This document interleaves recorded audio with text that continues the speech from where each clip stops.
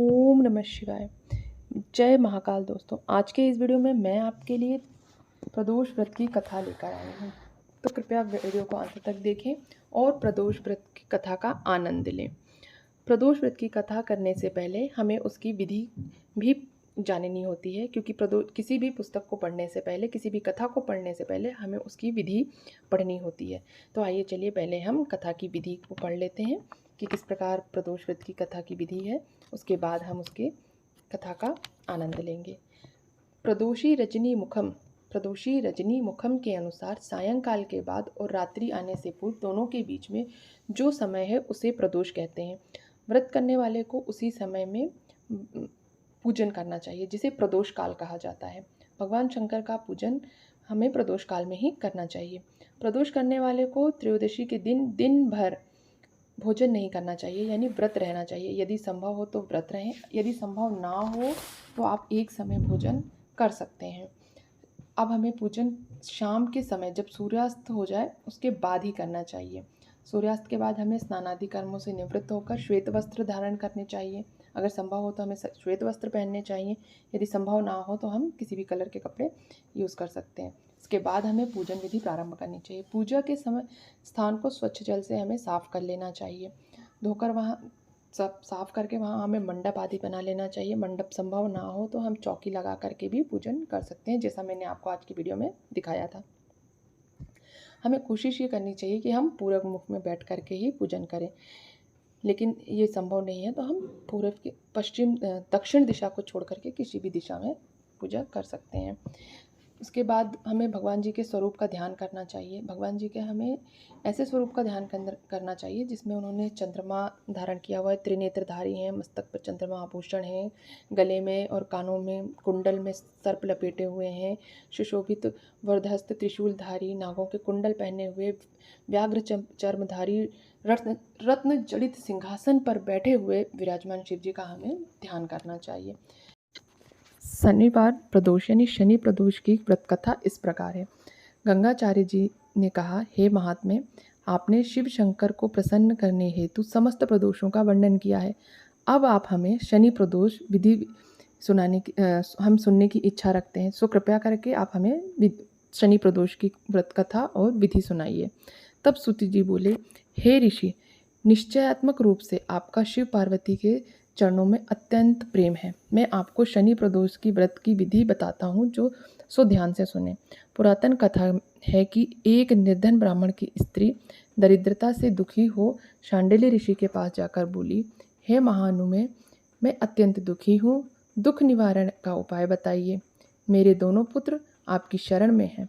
मेरे ज्येष्ठ पुत्र का नाम धर्म है और जो कि राजपुत्र है, और लघु पुत्र का नाम शुचिव्रत है, अतः हम दरिद्र हैं।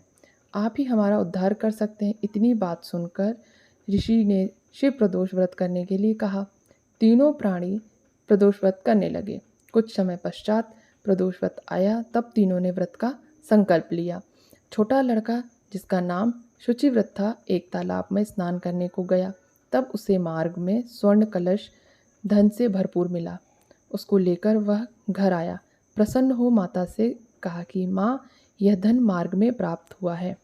माता ने धन देखकर शिव महिमा का वर्णन किया। राजपुत्र को अपने पास बुलाकर बोली, देखो पुत्र, यह धन हमें शिव जी की कृपा से प्राप्त हुआ है, अतः प्रसाद के रूप में दोनों पुत्र आधा आधा बांट लो। माता का वचन सुनकर राजपुत्र ने शिव पार्वती का ध्यान किया और बोला, पूज्य माँ, यह धन आपके पुत्र का ही है, मैं इसका अधिकारी नहीं हूँ। मुझे शंकर भगवान और माता पार्वती जब देंगे तब लूँगा। इतना कहकर वह राजपुत्र शंकर जी की पूजा में लग गया। एक दिन दोनों भाइयों का प्रदेश भ्रमण का विचार हुआ। वहाँ उन्होंने अनेक गंधर्व कन्याओं को क्रीड़ा करते हुए देखा। उन्हें देख शुचिव्रत ने कहा, भैया, अब हमें इससे आगे नहीं जाना चाहिए। इतना कहकर शुचिव्रत उस स्थान पर बैठ गया, परंतु राजपुत्र अकेला ही स्त्रियों के बीच में जा पहुंचा। वहाँ एक स्त्री अत्यंत सुंदर राजकुमारी को देख मोहित हो गए और राजपुत्र के पास पहुंचकर कहने लगी कि हे सखियों, इस वन के समीप ही जो दूसरा वन है, तुम वहाँ जाकर देखो, भांति भांति के पुष्प खिले हैं। बड़ा सुहावना समय है, उनकी शोभा देख कर आओ। मैं यहाँ बैठी हूँ, मेरे पैर में बहुत पीड़ा है। ये सुनकर सब सखियाँ दूसरे वन में चली गईं। वह अकेली सुंदर राजकुमारी की ओर देखती रही राजकुमार की ओर देखती रही। राजकुमार भी कामुक दृष्टि से निहारने लगा। युवती बोली, आप कहाँ रहते हैं? वन में कैसे पधारे? आप किस राजा के पुत्र हैं? क्या नाम है आपका? राजकुमार बोला, मैं विदर्भ नरेश का पुत्र हूँ। आप अपना परिचय दें। युवती बोली, मैं बद्र विनायक नामक गंधर्व की पुत्री हूँ। मेरा नाम अंशुमति है। मैंने आपकी मन स्थिति को जान लिया है। आप मुझ पर मोहित हैं। विधाता ने तुम्हारा संयोग मिलाया है। युवती ने मोतियों का हार राजकुमार के गले में डाल दिया। राजकुमार हार स्वीकार करते हुए बोले कि हे भद्रे, मैंने आपका प्रमोपहार स्वीकार कर लिया है, परंतु मैं निर्धन हूँ। राजकुमार के इन वचनों को सुनकर गंधर्व कन्या बोली कि मैं जैसा कह रही हूँ वैसा ही करूँगी। अब आप अपने घर जाएं। इतना कहकर वो गंधर्व कन्या सखियों से जा मिली। घर जाकर राजकुमार ने शुचिव्रत को सारा वृतांत कह सुनाया। जब तीसरा दिन आया, वह राजपुत्र शुचिव्रत को लेकर उसी वन में जा पहुंचा। वहीं गंधर्व राज अपनी कन्या को लेकर आ पहुंचे। इन दोनों राजकुमारों को देख आसन देकर कहा कि मैं कैलाश पर गया था। वहां शंकर जी ने मुझसे कहा कि धर्मगुप्त नाम का राजपुत्र है, जो इस समय राज्य विहीन निर्धन है, मेरा परम भक्त है। हे गंधर्वराज, तुम उसकी सहायता करो। मैं महादेव जी की आज्ञा से इस कन्या को आपके पास लाया हूँ। आप इसका निर्वाह करें। मैं आपकी सहायता कर आपको राजगद्दी पर बैठा दूंगा। इस प्रकार गंधर्वराज ने कन्या का विधिवत विवाह कर दिया। विशेष धन और सुंदर गंधर्व कन्या को पाकर राजपुत्र अति प्रसन्न हुआ। भगवत कृपा से वह समय उपरांत अपने शत्रुओं का दमन करके अपने राज्य का सुख भोगने लगा। इस प्रकार शनि प्रदोष व्रत कथा समाप्त होती है। इति समाप्तः। धन्यवाद।